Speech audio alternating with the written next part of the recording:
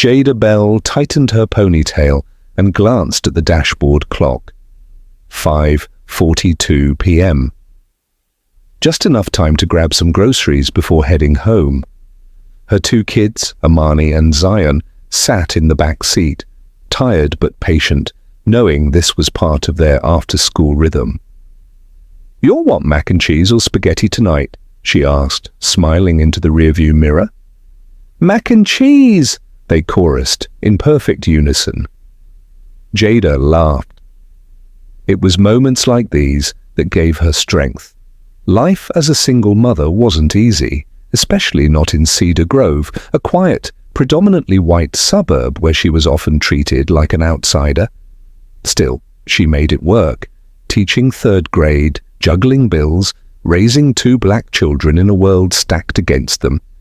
It was all part of her everyday courage. She parked near the front of the small grocery store, careful to line up within the faded parking lines. A beat-up cruiser idled nearby, but she paid it no mind. She was used to being watched. She got out, locking the car, and told the kids she'd be 5 minutes. She wasn't even halfway down the cereal aisle when she noticed the store clerk whispering into a phone, eyes on her. She ignored it. Not the first time. Probably wouldn't be the last. At the register, she paid with her debit card, thanked the cashier, and headed back outside. That's when the cruiser's lights flashed red and blue. "Ma'am," a voice called out, "hold it right there." She turned slowly. Two white officers approached, one tall and young, the other older, bulkier, with mirrored sunglasses he didn't take off, even as dusk approached. "You parked in a handicapped spot," the older one barked. "No, sir, I didn't," Jada replied, confused. "I made sure. Registration says expired. Step over here." "I'm sorry, what?" she said, already pulling out her wallet. "I just had it renewed." "Step to the sidewalk," the younger one ordered, hand moving to his belt. Amani's face appeared in the car window, frightened. Jada kept her hands visible. "Can I get my kids first?" "Number not yet." Her heartbeat pounded in her ears. She knew how quickly these things spiraled. "I'm not resisting, I just want to explain." "You're talking too much. Hands where I can see them," the older one snapped, stepping forward. "You fit a description we got earlier." "A description?" she repeated. "I'm just trying to feed my children." Suddenly, she was shoved against the hood of the car. Her purse dropped. Her wrist was twisted into a cuff. Her kids screamed inside the vehicle. Her eyes burned, not from pain, but fury. "Why are you doing this?" she cried. "This isn't right." The younger one took out his phone and laughed. "Who you going to call? Al Sharpton?" Her mind reeled. She thought of her job, her record, her children, everything she'd worked for. And then she thought of him. Her phone lay cracked on the ground, but she could still see the screen faintly flickering. She stretched one leg back and tapped it toward her foot. Maybe, just maybe, it would still dial. She reached into her memory and pulled up the number she'd tried to forget. A number she swore never to use, the one that didn't just call a man, it called a force. Her father. She managed to use her toe to hit the green button, and a voice answered almost instantly. "This is Belle." "Dad," she breathed. "It's me." There was silence. Then, "Jada?" "They're taking me, the cops, in Cedar Grove, the kids." "I'm coming." The phone cut. The officers pulled her upright and marched her toward the cruiser, still unaware of what she had just set in motion. As the doors slammed shut and the engine roared, Jada didn't feel fear anymore, only anticipation. She had just awakened something they weren't ready for. Inside the patrol car, Jada sat stiffly, her hands cuffed tight behind her back, wrists already burning. Her heart pounded, not just from fear, but from anger, deep and steady. Outside the window, her children pressed against the glass, their faces etched with confusion and terror. "Please," she said to the younger officer driving, Just let me tell my kids it's going to be okay." "Quiet back there," Officer Mitchell snapped, adjusting the volume on his radio. "You had your chance to cooperate." Jada blinked back tears. Her children had never seen her like this, never heard her voice tremble. They didn't deserve this, being yanked into a traumatic memory they'd carry for years. She didn't care about the officers' egos or their excuses. This was about power, and they were using it recklessly.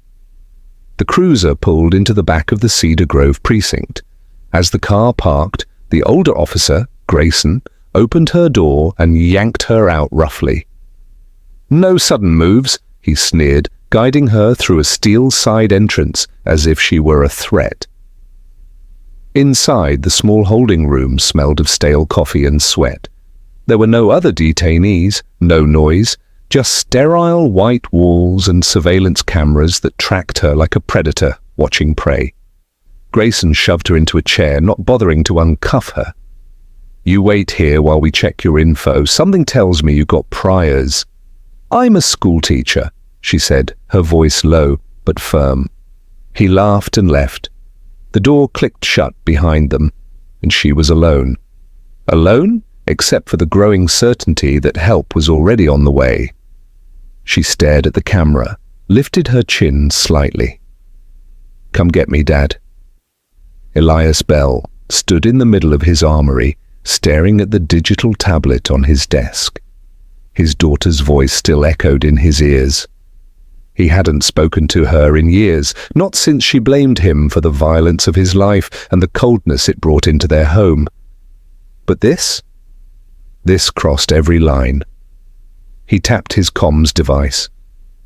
"Tank, fire up the drone. Cedar Grove PD. I need their full layout in 2 minutes." "Copy that," came a gravelly voice over the line. Sergeant Tank Morales had been Elias's right hand in more than a dozen classified operations. If Elias was a scalpel, Tank was a wrecking ball. From a reinforced safe, Elias removed a compact tactical kit, a pistol, and a patch stitched with his old Delta call sign, Ghost Lion. He hadn't worn it in years. Today it felt like part of his skin again. "Threat level?" Tank asked through the comm. "Low," Elias replied coldly. "But we're not going in loud. I want this clean, silent, precise." "And the cops?" Elias paused, then said, "Alive, but they'll know they picked the wrong damn woman." Back at the precinct, Officers Grayson and Mitchell sat in the break room, joking. "Can you believe the attitude on that one?" Grayson muttered, sipping bad coffee. "Probably thinks her baby daddy's some big-shot lawyer." Mitchell chuckled. "She said she was calling her dad. Bet he's some washed-up parolee." Grayson snorted. "He better not show up here. She's lucky we didn't call in child services yet." Mitchell nodded toward the one-way mirror showing the holding room. "She's just sitting there like she's waiting on a cavalry." "She'll learn," Grayson grunted. "Nobody's coming." But someone was. 2 black SUVs coasted down an unlit road half a mile from the station. Inside, Elias scanned the precinct perimeter through night vision goggles. Tank sat in the driver's seat, chewing gum, rifle across his lap. "You really think she's okay?" Tank asked. "She's stronger than me," Elias said, "but they made a mistake putting their hands on her." "You want to extract her?" "Not yet. First we make them sweat." With a tap on his tablet, Elias activated the drone feed. A quiet aerial view of the station streamed live. 4 entrances, 2 patrol units outside, and 7 officers inside, none aware they were being watched. "Let's blind them first," Elias said. Inside the station, the lights flickered once. Then again, the surveillance feed went black. Radios crackled and died. Every phone line in the building dropped. "Grayson, something's wrong," Mitchell muttered, glancing at his radio. Grayson stood. "Get the backup generator online. I'll check the server room." They never made it. As they turned down the hallway, a silent figure in black moved through the maintenance corridor, one step ahead. With precision honed by decades of covert ops, Elias planted electromagnetic jammers, cameras, and scramblers. He watched their movements via thermal imaging. Back in the holding room, the lights dimmed to emergency red. Jada sat perfectly still. And then the door opened. She looked up. "Dad?" Elias nodded once. "Let's go." Jada stared at the man standing in the doorway, tall, imposing, dressed in black tactical gear that looked like it belonged on the cover of a covert ops thriller. For a second, she forgot how to breathe. "Dad," she whispered again, her voice catching in her throat. Elias Bell stepped into the room, his boots soundless on the concrete floor. Even in the emergency red glow, she could see the cold calculation in his eyes, the same look he had when she was a teenager, and he'd come home from deployments with that air of distance, like he was still half in another world. "Are you hurt?" he asked, quickly scanning her body. "No," she replied shakily. "Just scared. The kids, they're safe," he said, pulling a small device from his pocket and holding it near her cuffs. A magnetic pop, and the restraints fell to the floor. How did you get in here?" Elias gave a small smile, almost imperceptible. "The same way I got into Baghdad's red zone, quietly." Jada rose, rubbing her wrists, feeling like she was still trapped in a dream. "Why did you come?" "You called me." She blinked. "After everything I said to you." "Why?" "Because you're my daughter. And they touched you." She looked at him then, not just as her estranged father, but as something far more dangerous, a force of nature. The kind of man the world only hears about in whispers and code names.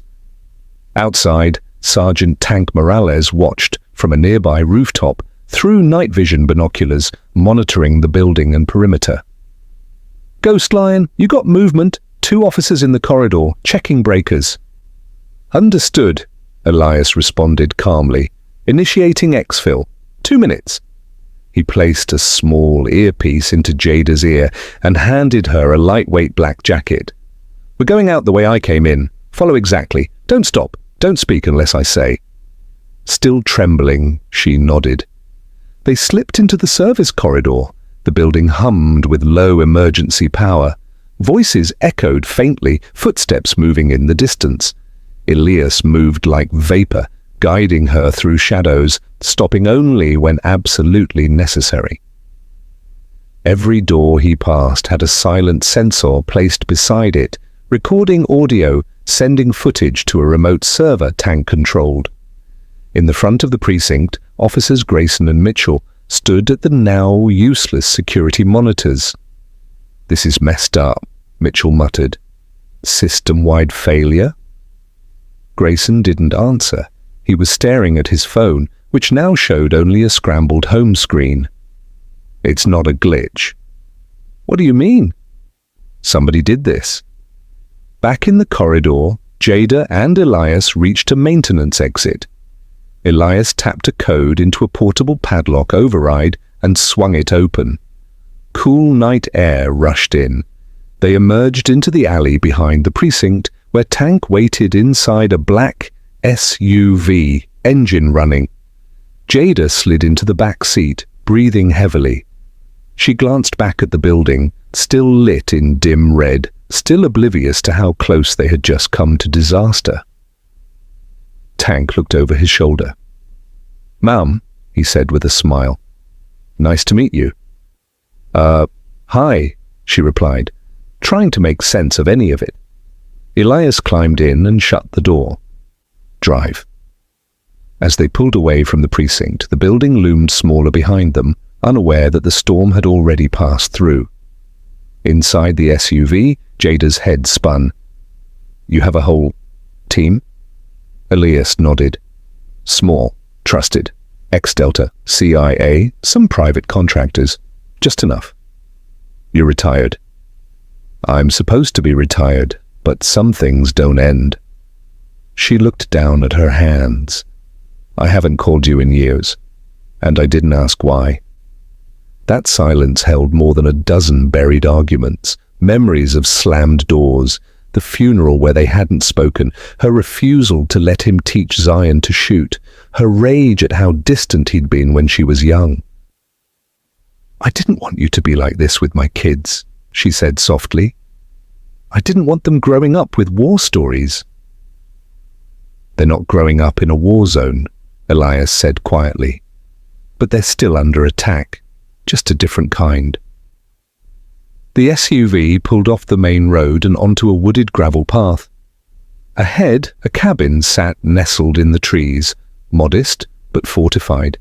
It looked like a retreat. It was actually a command post. Inside, Jada stepped into a world she never imagined her father lived in. Surveillance monitors, lockers of weapons, tactical gear, sat phones, encrypted laptops, and a framed photo of her taken when she was 12. You kept that? She asked, surprised. Elias nodded once. You don't throw away your reason. That night, Jada lay awake in the guest room. Her phone was charging next to her. She finally had service again, texts from parents, neighbors, and her kids' school, all wondering where she was. But all she could think about was what Elias had said. They're still under attack. Just a different kind. She realized now, maybe her father wasn't the monster she'd painted him to be.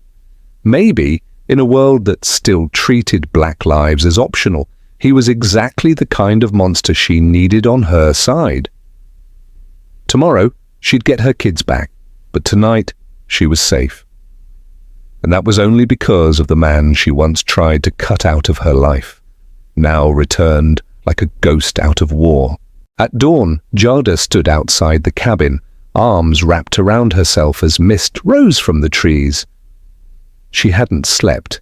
The safety was real, but so was the trauma. She kept seeing Amani and Zion's terrified faces as she was cuffed, hearing the laugh of that cop who called her Wonder Woman. Behind her, the cabin door opened. Elias stepped out, already dressed in tactical black, sipping from a chipped steel mug. They didn't charge me with anything, she said without turning. They didn't have to. The arrest was the message. She faced him. Why, though? Why me? I didn't do anything.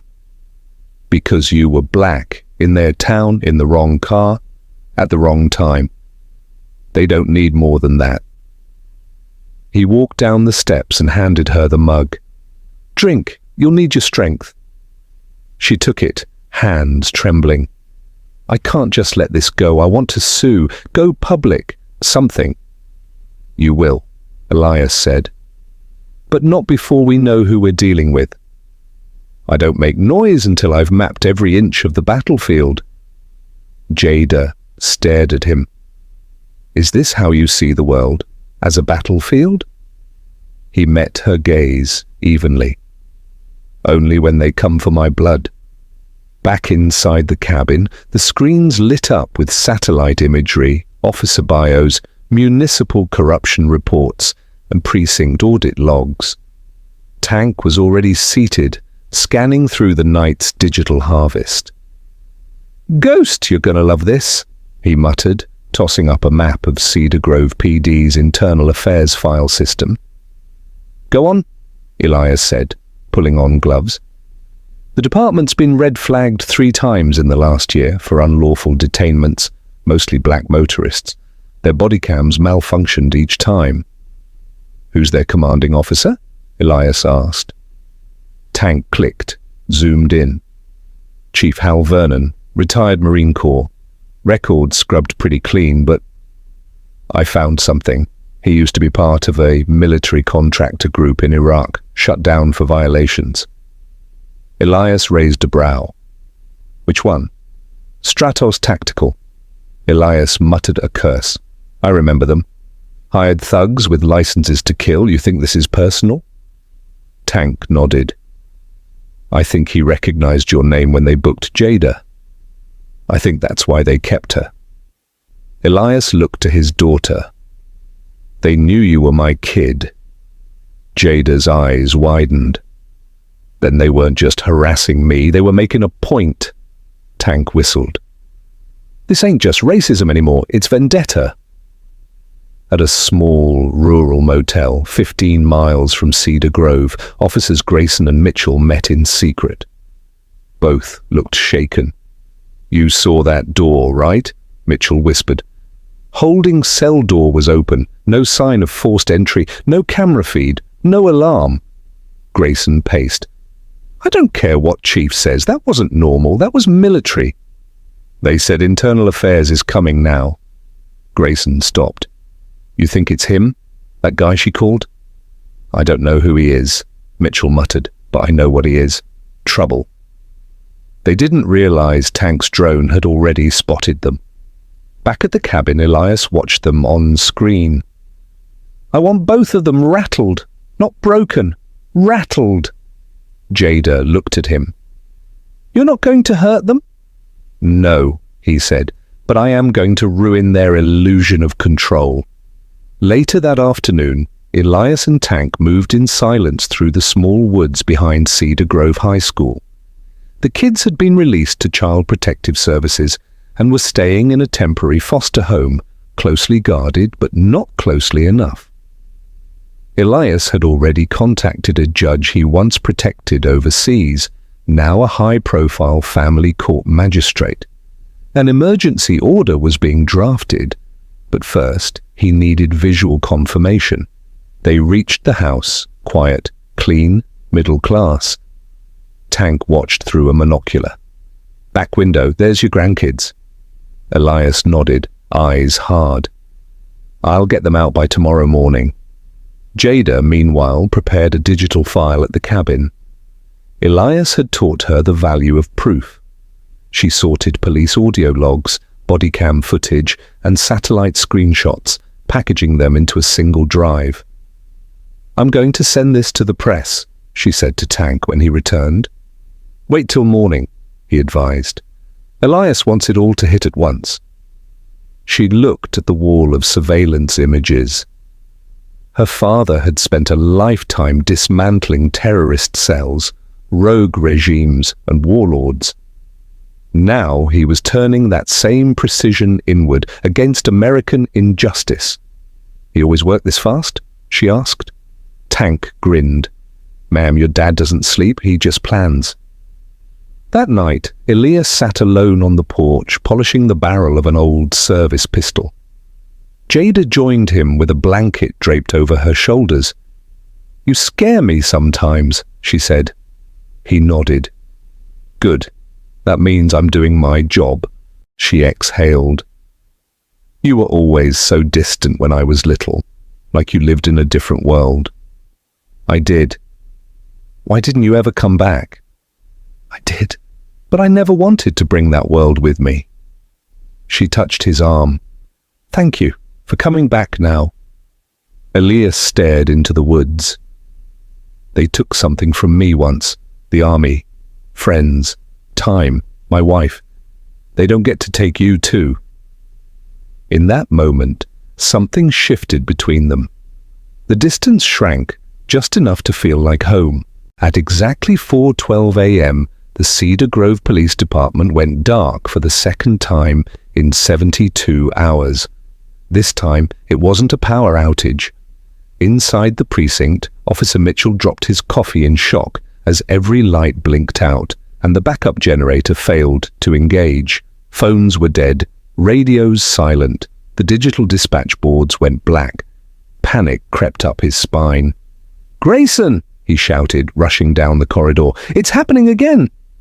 Grayson emerged from the armory, half-dressed, a pistol in his waistband. They said the tech guys fixed this. Mitchell's voice dropped. You think it's him again? I think we're being hunted. They never saw the thermal drone hovering 30 feet above, capturing every frantic move they made.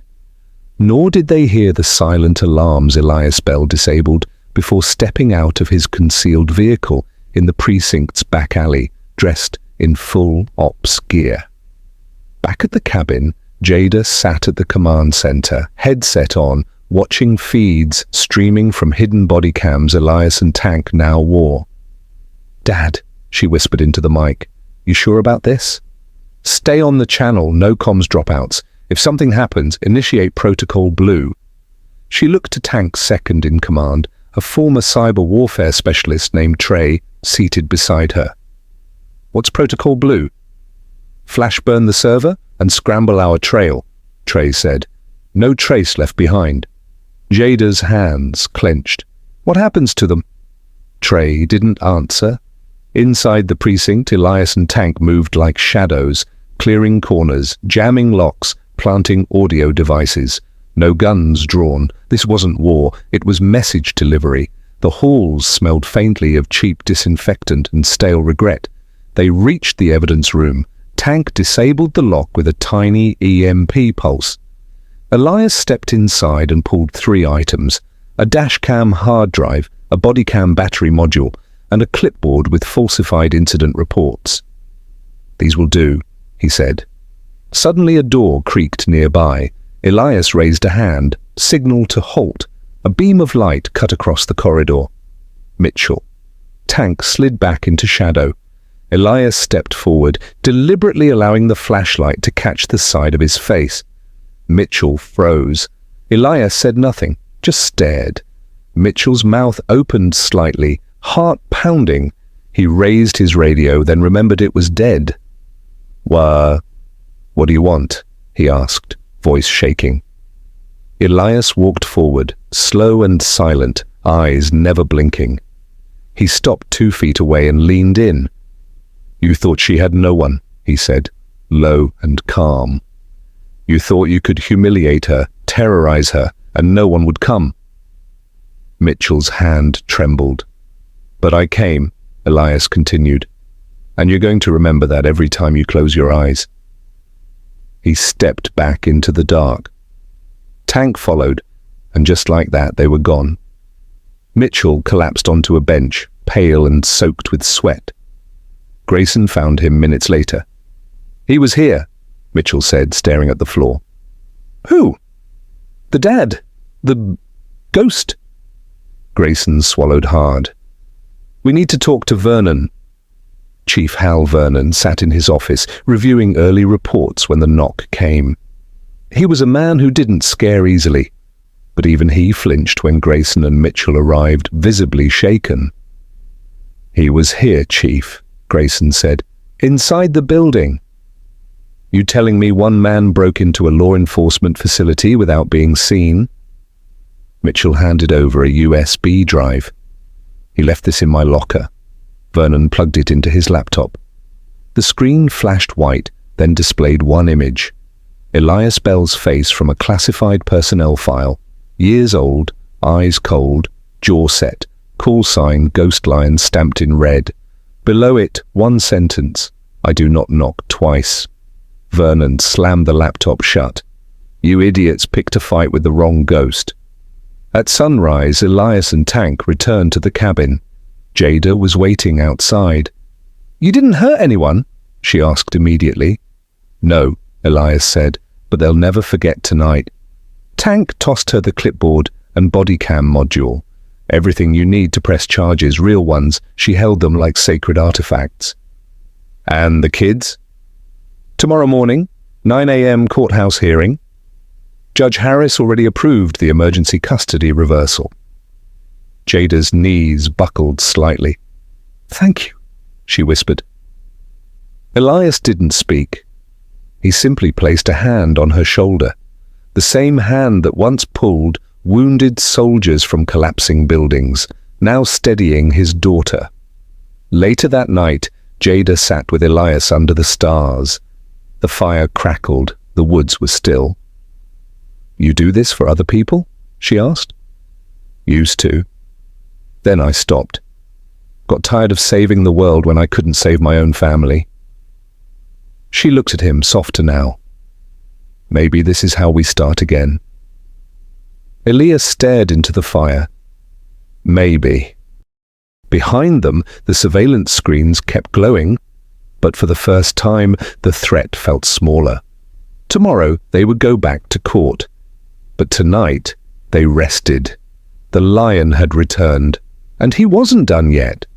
The next morning broke crisp and golden, the sun painting long beams through the trees around the cabin. Jada stood by the SUV, dressed simply but sharply in a navy blazer, hair pulled back, eyes steeled with resolve. She hadn't slept much, but it didn't matter. Today was the day she got her children back. Elias handed her a slim leather folder. Your speech, legal documents, custody motion, backup copies are with the judge and the press. Jada took it with a firm nod. You did all this in 2 days? I've done more in less, he said. You're ready? She exhaled. I think so. Are you coming? I'll be outside. This is your moment. She paused, touched his wrist. Thank you for giving it to me. For the first time in years, Elias smiled. Not the cold battlefield smirk, but something gentler, something paternal. Make them listen, he said. The Cedar Grove County Courthouse was bustling with quiet urgency as Jada stepped into the family court wing. A few reporters lined the hallway, whispered among themselves, clearly tipped off but unsure why they were there. Inside the courtroom, Judge Lorraine Harris reviewed papers at her bench. She was sharp-eyed and famously impartial, a perfect match for Elias's kind of justice. Across the aisle sat a Child Protective Services rep, and the same uniformed officer who had taken Amani and Zion into custody. They didn't expect her to have legal backing. They didn't expect a case at all. Ms. Bell, the judge said as Jada approached the podium, you've filed for emergency restoration of custody. The state asserts concern over an incident involving police interaction and child endangerment. Do you wish to contest? Jada cleared her throat. Yes, Your Honor, and I have evidence proving the arrest was unlawful, racially motivated, and that my children were wrongfully detained. She handed over the folder. The judge examined it, face unreadable. Jada continued. I'm a public school teacher. I've never had so much as a parking ticket. That night I was arrested for a parking mistake I didn't make. My children watched me be handcuffed and taken away crying. The officers said they fit a description. They weren't even old enough to understand what that meant. Her voice cracked, but didn't break. I didn't fight because I knew someone else would, someone who taught me how. Outside, Elias watched from the SUV, headset in one ear, drone footage streaming from above. Tank sat beside him, chewing sunflower seeds. You nervous? Tank asked. She's not a soldier, Elias replied, eyes on the feed. She's something stronger. Inside, Judge Harris looked through the documents. Where did this footage come from? It was recorded by an independent observer, Jada said carefully. And cross-referenced with precinct timestamps. You'll also find discrepancies in the police report. Names, times, language. Their body cams were disabled. Mine wasn't. The judge raised an eyebrow. The CPS rep shifted in her seat. Jada leaned in. My children are not state property. They are not pawns in Cedar Grove's games, and I won't let them be traumatized so some officers can feel powerful. She stepped back, heart pounding, chest rising and falling with adrenaline. The judge spoke after a long silence. Custody is restored, effective immediately. Jada almost buckled. I'll also be filing a judicial inquiry into the conduct of the arresting officers and referring this case to the State Ethics Board, Harris added. You're free to go, Ms. Bell. Jada bowed her head. Thank you, Your Honor. Minutes later, she burst through the courthouse doors. And there they were, Amani and Zion, standing beside a social worker on the front steps, clutching little backpacks. Mommy, they cried. Jada ran to them, dropping to her knees, arms open. They collided into her like a tidal wave, both crying and laughing and clinging to her like their lives depended on it. "It's okay," she whispered, kissing their heads. "Mommy's here. I've got you." Zion's eyes were wet. "The police took you. I thought they were going to keep us forever." "Never," she said fiercely. "Nobody keeps us apart." Amani looked up. "Who saved you?" Jada turned and looked at the SUV across the street, engine still running. "Your grandpa." Inside the vehicle, Elias watched the reunion from behind tinted glass. For a long moment, he said nothing. "She did good," Tank said quietly. Elias nodded. "Better than I ever did. She'll want you to come over. She knows where to find me now." But just before they drove off, the SUV paused. Elias cracked the window just enough. Jada turned, meeting his eyes across the distance. No words passed, just a nod, silent, powerful, final. She had her children. He had his mission. That night, Jada sat at home with Amani and Zion curled up on either side of her on the couch. Mac and cheese steamed in bowls. A new lock was on the door. Her phone buzzed once, an encrypted message from an unlisted number. "They won't touch you again. E." She smiled. The man she once feared becoming was the man she had needed most. Not a hero, not a soldier, a father. 3 days later, Cedar Grove woke up to a firestorm. It started with a leaked video, a compilation of bodycam footage, audio logs, and precinct surveillance showing the arrest of Jada Bell. It included the moment Officer Grayson shoved her against the hood of her car, the crying children in the back seat, and the deadpan laughter of Mitchell when he mocked her for calling her father. The video was anonymous, but its message was clear. By noon, #Justice for Jada was trending nationwide. By evening, national civil rights attorneys, media outlets, and federal oversight committees had descended on the small suburban town like a storm cloud with teeth. In his office, Chief Hal Vernon slammed his phone down, seething. "Find out who released that footage," he growled to his assistant. "Find out how it got out. I want names." But the system was already slipping out of his hands. His precinct's internal servers had been wiped clean. External drives were gone. Cloud accounts had been overridden by anonymous encryptions. And in every inbox, including his own, was the same image. Elias Bell's classified military ID photo. No name, no words, just the image and the tagline, "You came for the wrong daughter." Outside the Cedar Grove Municipal Building, protesters gathered with signs, "Protect Black Mothers," "Reform Cedar Grove PD," "End Qualified Immunity." The streets, once sleepy, now pulsed with chants and camera crews. Jada stood among them, not on the sidelines, but at the center. She held a megaphone, voice strong.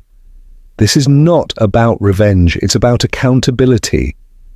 My children were taken, my dignity violated, and if it happened to me, it's happened to others." No more silence. Her face, her story, had become a symbol.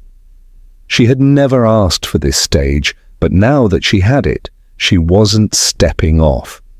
In Washington, congressional staffers scrambled to brief their bosses. This Elias Bell, was he even supposed to be stateside? His files sealed, even his death certificate was forged during an overseas op. Well, he's alive now, and someone should probably tell Cedar Grove to back the hell off. In the shadows of the protest, Elias watched from a rooftop across the street, binoculars scanning the crowd. He didn't need to be seen.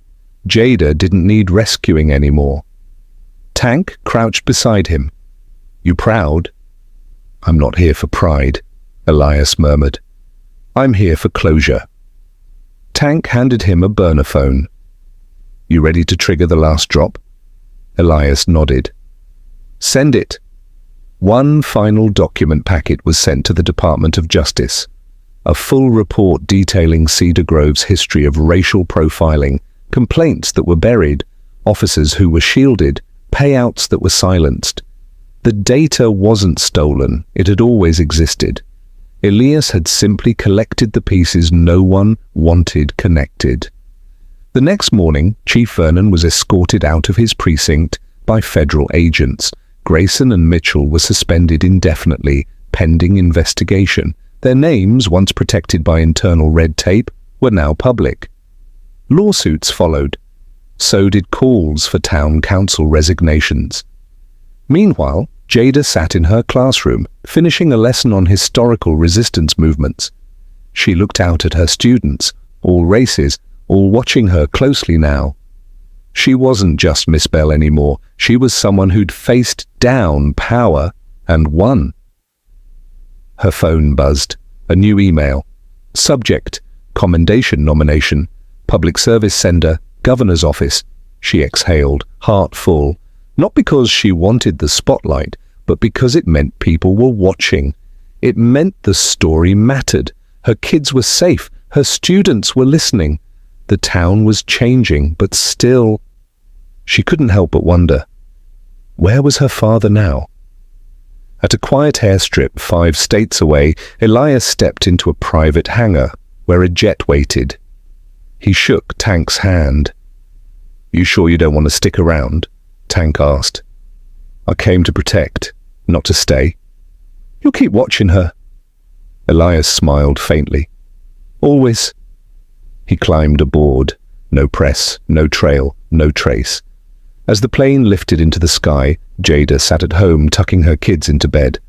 Amani clutched a stuffed bear. Zion whispered, "Is Grandpa like a superhero?" Jada kissed his forehead. "He's something different." "What is he?" She looked out the window, saw the faint trail of a jet crossing the stars. "He's the kind of man who makes the world remember not to mess with what he loves." 3 months had passed. The streets of Cedar Grove were quieter now, but not unchanged. Police cruisers drove slower. Body cams stayed on. Officers who once smirked at mothers like Jada now looked twice before raising their voice. Public hearings were held. New leadership was installed. A civilian oversight committee was formed, chaired, to everyone's surprise, by none other than Jada Bell. She hadn't asked for the job, but after everything, they knew better than to deny her when she stepped up. On a warm Saturday morning, Jada stood on the steps of the community center, beside Amani and Zion, holding a pair of giant scissors. A new plaque above the door read, "The Bell Foundation for Justice and Family Defense." The ribbon-cutting ceremony was modest but meaningful.